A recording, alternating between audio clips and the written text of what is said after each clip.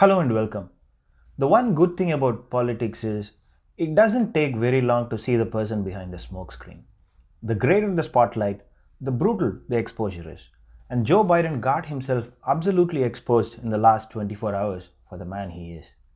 It doesn't matter how difficult things get, he will just refuse to become the radical that some on the right and some on the left would want him to become.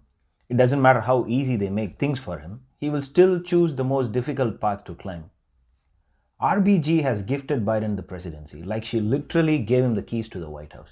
I have linked the video above if you're interested. Take a look at the impact of the left in the 2016 election and how RBG has pushed the presidency beyond Trump's reach if Biden makes use of the left. With a single sentence, Biden can lock the entire left, win them, and walk straight into the White House. He already has the support of black voters, and if he locks in the left, he will not only win the presidency, he will also move the Senate in favor of the Democrats.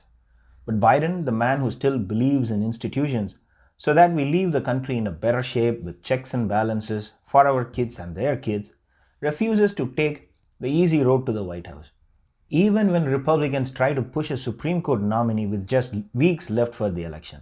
Even when the left agonizingly wait for Biden to say that he will tear down the rules, that he will simply rewrite them as it fits a partisan agenda, he just refuses it. Even when he knows that a single sentence has the potential to put him in the White House. If Biden wins 90% of the black votes and 90% of left votes, this election is over. No need for debates, no need for polling, no need for campaigning either. It will be a landslide like nothing we have never seen before. But Biden keeps finding a way to refuse the gift that RBG has given him and keeps making requests to Republican colleagues. As Mr. Stephen Bannon, Trump's former campaign manager, once said, our side goes for the headshot, your side goes for the pillow fight. The Democratic nominee is not even engaging in a pillow fight. He walks into the boxing ring asking for a discussion, making a case to respect precedents and respect institutions, even when he knows the nuclear option is in his pockets. The right wants a fight, the left wants a fight, and Biden wants to talk. Why not just let them all fight each other and win? It has been done before, and someone is really busy every day trying to do exactly that.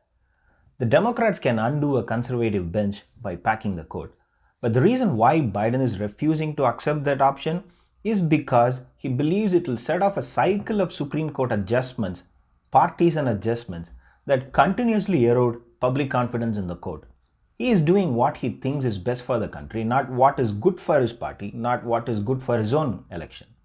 He believes, as his actions show, that sanity is still worth fighting for, even when we all know that a lot of people have walked far away from that. He is still quoting Republicans despite watching the roadblocks placed before his own administration. The odds are extremely slim to persuade, but he is trying. I don't believe Biden may win in the path he has locked himself, and he may lose the election just because of that. But what he has also done is he has given the entire country a good look at who he is. There are plenty of people, including me, who are okay with him but are against the current administration and its policies. Voting for him is more of a vote against the current administration, and that I believe is going to start changing now. He may lose the left, but the equation, okay with Biden because we are against the administration, will start moving towards we are here for Biden, but we are also against the administration, at least for centrists on both sides like me. It does make me a bit emotional to watch this 77-year-old white man who heads the party with which I have plenty of disagreements show us the way forward.